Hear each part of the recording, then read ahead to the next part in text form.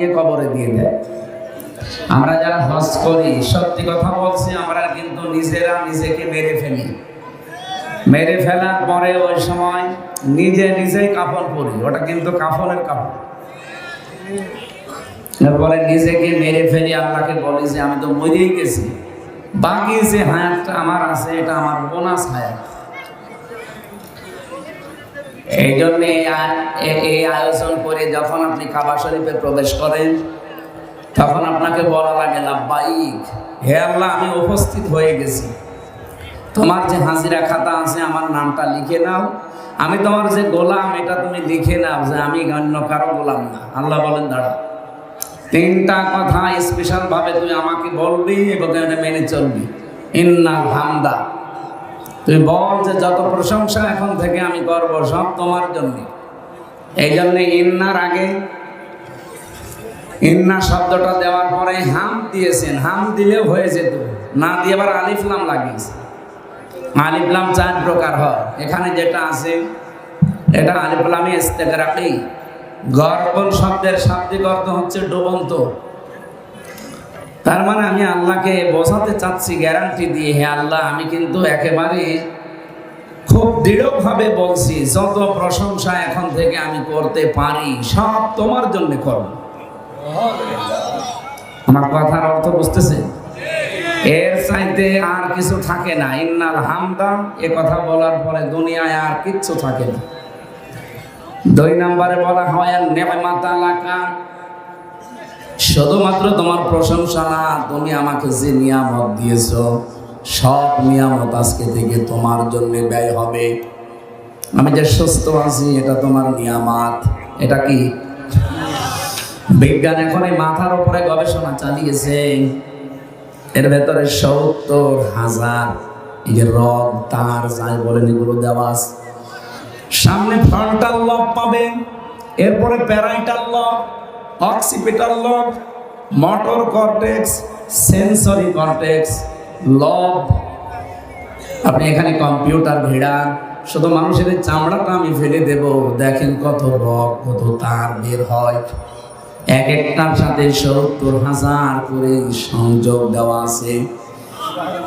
আমি এদের সাথে বিজ্ঞান ভিত্তিক তাফসীর মিলিয়ে দেখেছি, মুফাসসির জানিয়েছেন একটা রক যদি কারো অকেজ হয়ে যায় মানুষটা পাগল হয়ে যাবে।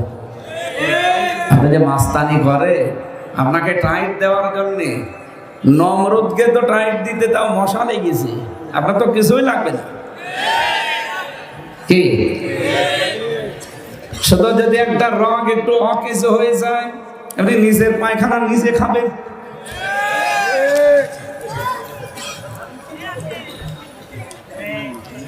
এই জন্য আমি যে সুস্থ আছি এটা আমার নিয়ামত, এই সুস্থতা আল্লাহ তোমার জন্য ব্যয় হবে। তুমি কি আমাকে ক্ষমতা দিয়েছো, পাওয়ার দিয়েছো, সম্পদ দিয়েছো, যা দিয়েছো সব আমি তোমার জন্য ব্যয় করব।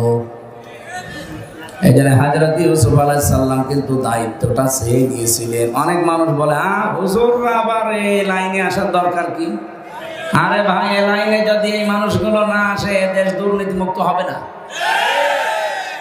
হযরত ইউসুফ বলেছিলেন ক্বালা জাআলনি আলা খাযাইনিল আরদি ইন্নী হাফিজুন আলীম।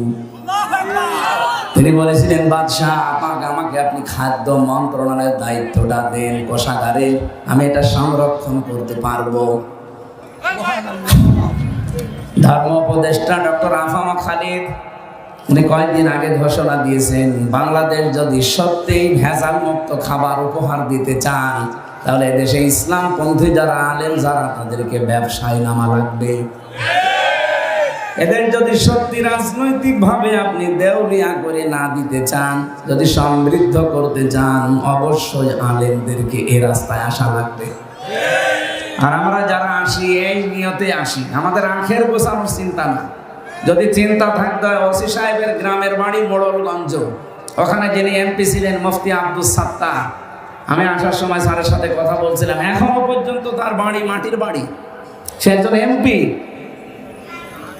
গত বর্ষদিন আমি ছিলাম পাবনা, শহীদ আল্লামা মতিউর রহমান নিজামী রহমতুল্লাহ আলাইহি, ওনার বাড়ি দেখলাম। এখনো পর্যন্ত মাটির বাড়ির উপরে টিন দেওয়া, অথচ দুইটা মন্ত্রণালয় লোকটা চালিয়েছে। আপনি আল্লাহর অলি খুঁজে পান না? না, আল্লাহর অলি খোঁজার জন্য বরিশালে যাওয়া লাগে। এই যে পাশের জেলা যশোর, মুহাদ্দিস আবু সাঈদ এমপি ছিলেন না? দেখেছেন তার বাড়ির অবস্থা। সাতক্ষীরার এমপি মাওলানা রিয়াসাত আলী, আমি নিজে গিয়েছিলাম তার বাড়িতে, কি অবস্থা! একটা ফকিরের বাড়ি, ওনার চাইতে ভালো। অথচ 15.5 বছর যারা চালিয়েছে, একজন এমপির নাম শুনলাম উনি মন্ত্রী হয়েছিলেন, ভূমি মন্ত্রী, ওনার বাড়ি 620টা। আপনার আর কয়টা লাগবে বলেন তো? আমার তো মনে হচ্ছিল যদি এই 6.5 মাস ওরা থাকতো, আমার এখনো 100টা বাড়ি ওরা বানিয়ে ফেলতো। বানালে কি হবে? 620টা বাড়ি থাকতে পারে না। কয়েকদিন আগে মালয়েশিয়া গিয়েছিলাম, ওখানে ওরা বানিয়েছে সাহেব পাড়া। কানাডায় তো বেগম পাড়া, এখানে বানিয়েছে সাহেব পাড়া। কিন্তু থাকতে পারে না, সব হোটেলে থাকে।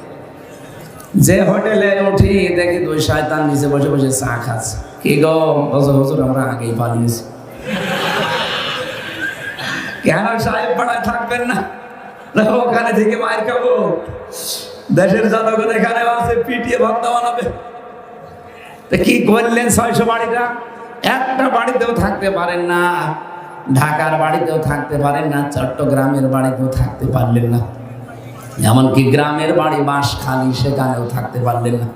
থাকবেন কোথায়? বাইরে এসে বানানো বাড়িতেও থাকতে পারে না, থাকে হোটেলে। কয়েকদিন আগে আপনারা দেখেছেন, এই ফেব্রুয়ারি মাসের 5 তারিখে একটা আযাব নাযিল হয়েছিল, আযাবুল বুলডোজার। কি আযাব? 32 নাম্বার 33 নাম্বার বানিয়ে ফেলেছে। এই জন্য আমরা চাই বলবো ওখান থেকে যেন উস্কানি না দেন। উস্কানি দেবেন, এত 32 33 হয়েছে, বাকি যেটা আছে গ্রামে ওইটাও 34 হয়ে যাবে। আমি চাচ্ছি না ভাঙতে, যেভাবে আছে থাক, কিন্তু আপনারা তো আযাব নাযিল করে নিচ্ছেন।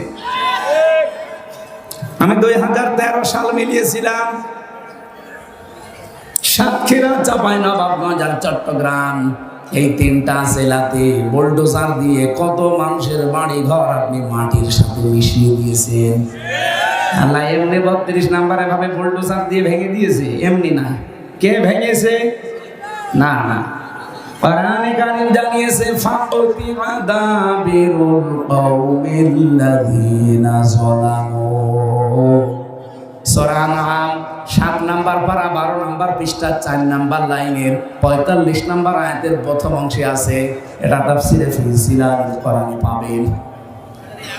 আল্লাহ পাক বলেন, জালেমদের শিকড় পর্যন্ত কাটা হয়ে গেছে। কেটেছে কে? না, আপনি আলেম এখানে বসে আছে, দেখছেন